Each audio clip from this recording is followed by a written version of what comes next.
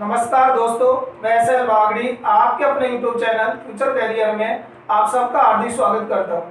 दोस्तों, आज अपन पढ़ेंगे संस्कृत व्याकरण के अंदर सर्वनाम शब्द। जी हाँ दोस्तों, संस्कृत भाषा में अनुवाद करने के लिए यानी हिंदी के वाक्यों का संस्कृत में अनुवाद करने के लिए संस्कृत में सर्वनाम शब्दों का ज्ञान होना बहुत जरूरी है। यानी संस्कृत व्याकरण सीखने के लिए आपको सर्वनाम शब्दों का ज्ञान बहुत आवश्यक है। तो दोस्तों, चलते हैं आज इस टॉपिक पर। दोस्तों, आप सभी जानते हैं कि संस्कृत के अंदर कितने वचन होते हैं? 3 वचन होते हैं। संस्कृत में कितने वचन होते हैं? 3। और वो होते हैं एक वचन, द्विवचन और तीसरा होता है बहुवचन। दोस्तों, संस्कृत में कितने वचन होते हैं? एक वचन, द्विवचन और बहुवचन। इसके अलावा हमारे हिंदी और अंग्रेजी के अंदर 2 ही वचन होते हैं, एक वचन और बहुवचन, जबकि संस्कृत में वचन 3 प्रकार के होते हैं। उसी प्रकार से 3 ही क्या होते हैं? पुरुष होते हैं। संस्कृत में पुरुष कितने प्रकार के होते हैं? 3 प्रकार के होते हैं। और ये होता है पहला प्रथम पुरुष, इसको अन्य पुरुष के नाम से भी जानते हैं, मध्यम पुरुष और उत्तम पुरुष। पुरुष कितने प्रकार के होते हैं? 3 प्रकार के, प्रथम पुरुष, मध्यम पुरुष और उत्तम पुरुष। उसी प्रकार से संस्कृत में लिंग भी 3 प्रकार के होते हैं। लिंग कितने प्रकार के? 3 प्रकार के। एक होता है पुल्लिंग, एक होता है स्त्रीलिंग और नपुंसकलिंग। तो दोस्तों, आप सभी जान गए होंगे कि संस्कृत में 3 प्रकार के वचन होते हैं, एक वचन, द्विवचन और बहुवचन। उसी प्रकार से 3 पुरुष होते हैं, प्रथम पुरुष, मध्यम पुरुष और उत्तम पुरुष। आप चलते हैं, अपन सबसे पहले देखते हैं कि प्रथम पुरुष के अंदर कौन कौन से वाक्य आते हैं। तो देखिए, प्रथम पुरुष हमारा संस्कृत में तीनों लिंगों में चलते हैं। इसके रूप कितने लिंगों में? तीनों लिंगों में। तो सबसे पहले पुल्लिंग में देखते हैं अपन, से, ताऊ, ते। पुल्लिंग के अंदर चलते हैं इसके रूप से, ताऊ, ते। और से यानी होता है वह, से यानी वह, और ताऊ का अर्थ होता है वे दोनों। अब यहाँ पर द्विवचन में दोनों द्विवचन है, तो यहाँ पर दोनों, इसका अर्थ होता है वे दोनों।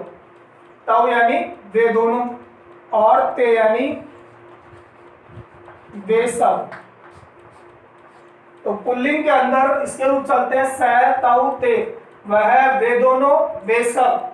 उसी प्रकार से स्त्रीलिंग के अंदर इसके रूप चलते हैं सा, ते, ता। सा, ते, ता। अर्थ तीनों का वही होता है, एक ही। सा यानी वह, ते यानी वे दोनों और ता यानी वे सब। उसी प्रकार से नपुंसकलिंग के अंदर तत्, ते, तानी। तत्, ते, तानी। तत् यानी वह, ते यानी वे दोनों और तानी यानी वे सब। तो इस तरीके से दोस्तों, प्रथम पुरुष जिसको अन्य पुरुष के नाम से भी जानते हैं, और प्रथम पुरुष के अंदर पुल्लिंग, स्त्रीलिंग और नपुंसकलिंग तीनों प्रकार के लिंगों के रूप इस तरीके से चलते हैं। आप देखिए, मध्यम पुरुष के अंदर इसके रूप चलते हैं एक वचन में त्वम, द्विवचन में आता है युवाम और बहुवचन के अंदर यूयम। त्वम, युवाम, यूयम। दोस्तों, त्वम का अर्थ होता है तुम।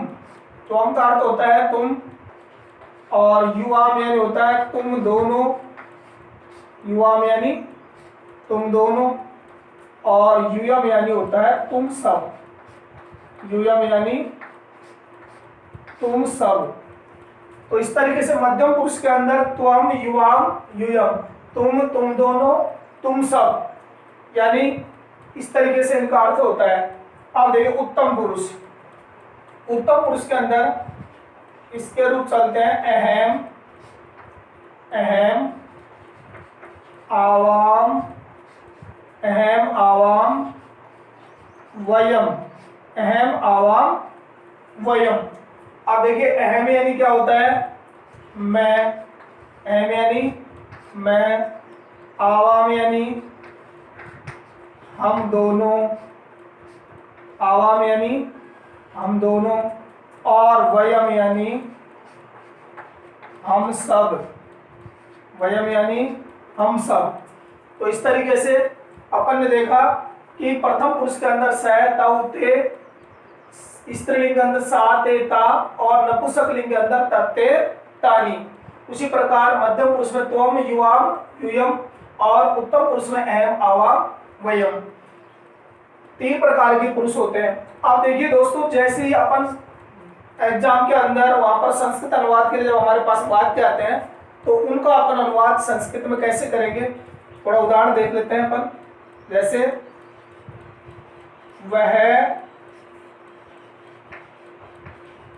वह पुस्तक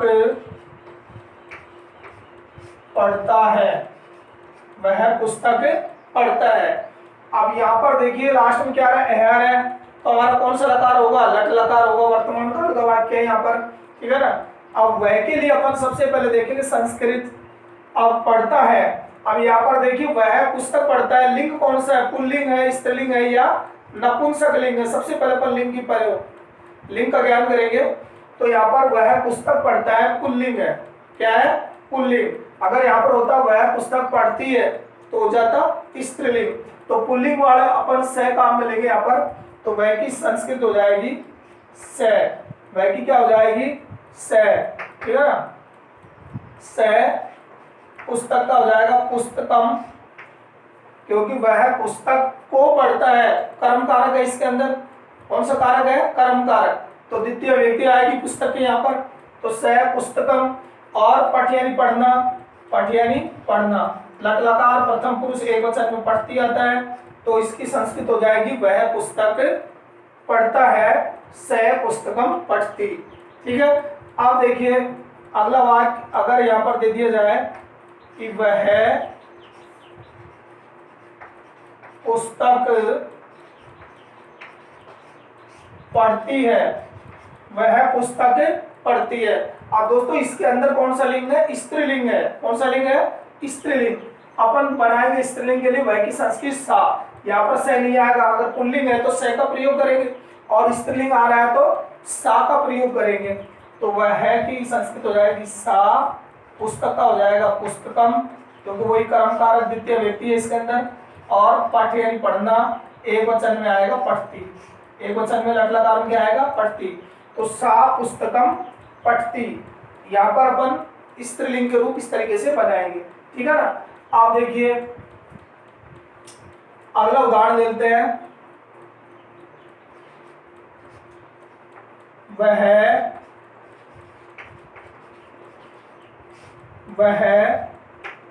पुस्तक है, वह पुस्तक है, तो वह की संस्कृत हो जाएगी।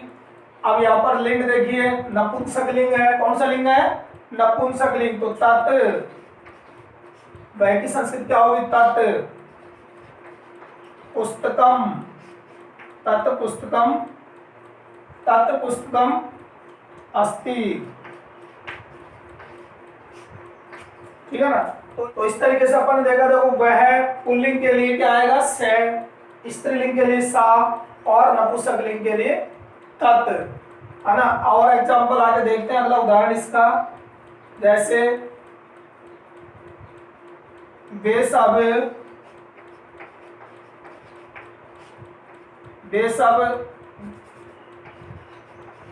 घर जाती हैं, वे सब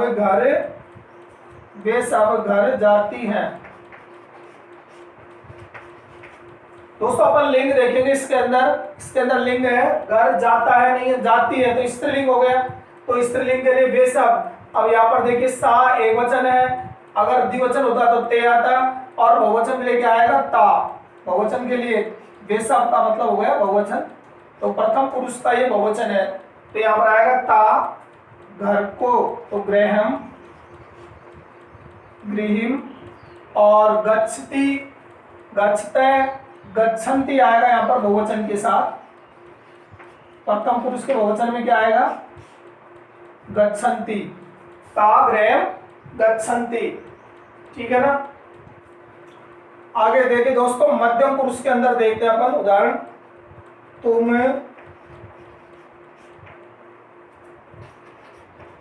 तुम घर जाती है। तुम घर जाती है। तो दोस्तों यहाँ पर देखिए तुम की क्या होगी? मध्यम पुरुष का एक वचन आ रहा है तो यहाँ पर हो जाएगा त्वम। तुम की संस्कृत क्या हो जाएगी यहाँ पर? त्वम। घर को कर्म कारक है तो गृहिम, और मध्यम पुरुष के एक वचन में लट लकार में क्या आता है? गच्छसि।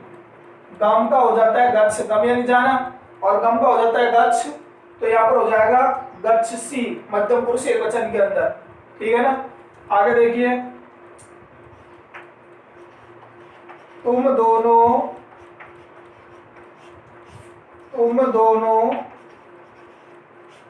पुस्तक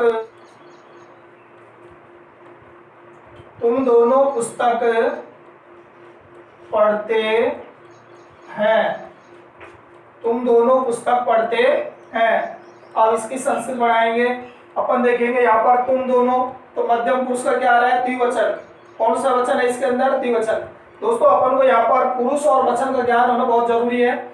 अगर आपको पुरुष और वचन का ज्ञान हो जाता है तो आपका संस्कृत अनुवाद आसान हो जाता है। ठीक है ना। आप देखिए तुम दोनों, तो तुम दोनों के अंदर आ रहा है यहाँ पर मध्यम पुरुष। तुम यानी तुम और युवा यानी तुम दोनों। तुम, तो प्रथम पुरुष के अंदर चलते हैं वह, वे दोनों, वे सब। मध्यम पुरुष में तुम दोनों, तुम सब, और उत्तम पुरुष में मैं, हम दोनों, हम सब। ऐसे अपन ध्यान रखेंगे। अब यहाँ पर मध्यम पुरुष में चल रहा है तुम दोनों, तो तुम दोनों की हो जाएगी युवा। तुम दोनों की संस्कृत क्या होगी? युवा।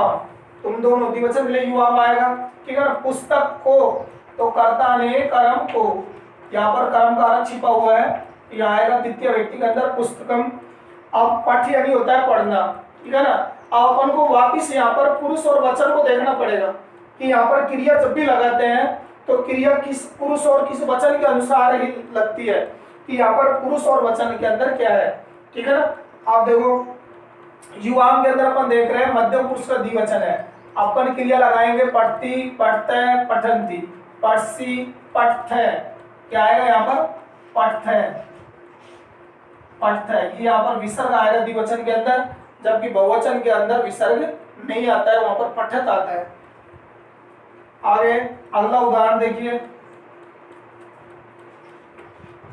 तुम सब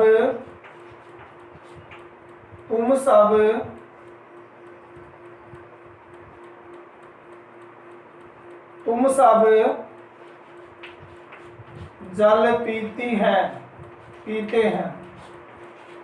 तुम सब जल पीते हैं। तो देखिए यहाँ पर है आ रहा है, तो कौन सा लकार हो गया? लट लकार। तुम सब, तो तुम सब की क्या होगी? मध्यम पुरुष का कौन सा वचन है? बहुवचन। तुम सब में यूयम आएगा, और क्या आएगा? यूयम। तुम सब जल को पीते हैं। किसको पीते हैं? जल को। तो कर्ता ने कर्म को, द्वितीय व्यक्ति है, कर्म कारक है, जलम हो जाएगा। पीब यानी पीना। अब यूयम के अनुसार, कर्ता के अनुसार, यानी यहाँ पर वचन और पुरुष के अनुसार ही क्रिया का प्रयोग होता है। अपन को जब भी क्रिया लगाए तो उससे पहले अपन को देखना पड़ेगा कि यहाँ पर पुरुष और वचन क्या है। तो यहाँ पर पुरुष कौन सा है? मध्यम पुरुष है, और वचन कौन सा है? बहुवचन है। आप देखिए बहुवचन के अनुसार पिबती, पिबत, पिबंती, पिबसी, पिबथ, पिबत आएगा। क्या आएगा यहाँ पर? पिबथ, पिबथ। अगला उदाहरण देखिए। मैं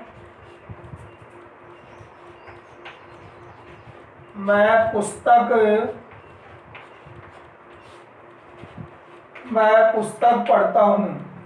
दोस्तों सबसे पहले अपन को पुरुष और वचन देखना पड़ेगा। मैं आ रहा है उत्तम पुरुष के अंदर। किसके अंदर आ रहा है? उत्तम पुरुष के अंदर। और उत्तम पुरुष का कौन सा वचन है? एक वचन है। तो एक वचन के अंदर मैं की संस्कृत हो जाएगी अहम।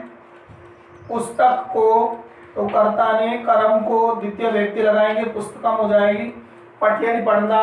अब अपन को क्रिया लगाने से पहले क्या देखना पड़ेगा, यहाँ पर पुरुष और वचन देखना पड़ेगा, और पुरुष और वचन के अनुसार ही क्रिया हमेशा लगती है, क्रिया हमेशा आती है। तो यहाँ पर एम उत्तम पुरुष का क्या है, एक वचन है। अब एक वचन के अंदर अपन क्रिया लगाएंगे, पठती पठतै पठन्ति, पठसी पठतै पठत, पठामि। उत्तम पुरुष एक वचन में क्या आएगा, पठामि आएगा। अपन पठामि रखेंगे यहाँ पर। तो इस तरीके से हमारे बात की इस प्रकार से बने। आगे देखते हैं, अगला उदाहरण देखिए दोस्तों। जैसे राम पुस्तक पढ़ता है। दोस्तों जितने भी नाम होते हैं ये सारे किसमें आते हैं, प्रथम पुरुष के अंदर आते हैं। नाम किसके अंदर आते हैं, फर्स्ट पर्सन के अंदर, प्रथम पुरुष के अंदर आते हैं सारे नाम। जैसे राम, तो यहाँ पर राम का हो जाएगा राम है, राम का क्या हो जाएगा, राम है। यानी नाम के आगे अपन क्या लगाएंगे, विसर्ग लगा देंगे तो इसकी संस्कृत बन जाएगी। राम पुस्तक को पढ़ता है, तो यहाँ पर कौन सा कारक होगा, कर्म कारक। कर्म कारक के लिए कौन सी विभक्ति लगाएंगे अपन, इसमें द्वितीय विभक्ति लगाएंगे। पुस्तकम यानी पुस्तक को हो गया। अब पठियन होता है पढ़ना। अब जब भी क्रिया अपन लगाते हैं तो क्रिया लगाने से पहले अपन को देखना पड़ेगा यहाँ पुरुष और वचन क्या है। तो यहाँ पर राम जो है प्रथम पुरुष का कौन सा वचन है, एक वचन है। कौन सा वचन है, एक वचन। तो एक वचन के अंदर यहाँ पर क्रिया लगेगी पठती। एक वचन में क्रिया क्या लगेगी, पठती। अगर दो नाम होते यहाँ पर राम और श्याम तो क्या हो जाता, द्विवचन हो जाता है ना। इस तरीके से आगे देखेंगे, हम सब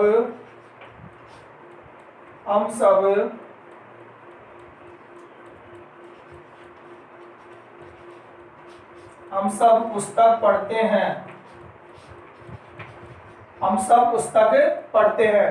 तो हम सब की संस्कृत क्या होगी, वयम। हम सब। अपन देखेंगे कि उत्तम पुरुष के कौन से वचन में आ रहा है, बहुवचन में आ रहा है। उत्तम पुरुष का बहुवचन, क्योंकि मैं यानी एक अकेला, हम दोनों द्विवचन, मैं में एक वचन, हम दोनों द्विवचन, और बहुवचन में हम सब आता है। हम सब में बहुवचन है। तो वयम पुस्तक को, तो कर्ता ने कर्म को, वही द्वितीय व्यक्ति इस तरह लगा देंगे, पुस्तकम। पठन होता है पढ़ना, ठीक है ना। अब वयम क्या आ रहा है, क्रिया लगाने से पहले अपन को यहाँ कर्ता का चयन करना होगा, कर्ता किस पुरुष में और किस वचन के अनुसार है। अब यहाँ पर पुरुष है, उत्तम पुरुष का बहुवचन है, तो उत्तम पुरुष के बहुवचन में पठ की क्रिया लगाएंगे, पठती पठतै पठन्ति, पठसी पठतै पठत, पठामि पठावै पठामै। तो यहाँ पर आपकी क्रिया लगेगी पठामै। तो इस तरीके से दोस्तों आज अपन ने पढ़ा संस्कृत व्याकरण के अंदर सर्वनाम शब्दों का ज्ञान, पुरुष वचन लिंग इत्यादि का ज्ञान। दोस्तों मैं समझता हूँ आपको ये वीडियो भली भांति समझ में आ चुका होगा। दोस्तों संस्कृत व्याकरण के अंदर इसी प्रकार के लेटेस्ट वीडियो अपडेट पाने के लिए आप हमारे चैनल को सब्सक्राइब करें और वीडियो को ज़्यादा से ज़्यादा लाइक और शेयर करें। दोस्तों आज के इस वीडियो में बस इतना ही, और मिलते हैं नेक्स्ट वीडियो में नेक्स्ट टॉपिक के साथ। तब तक के लिए जय हिंद।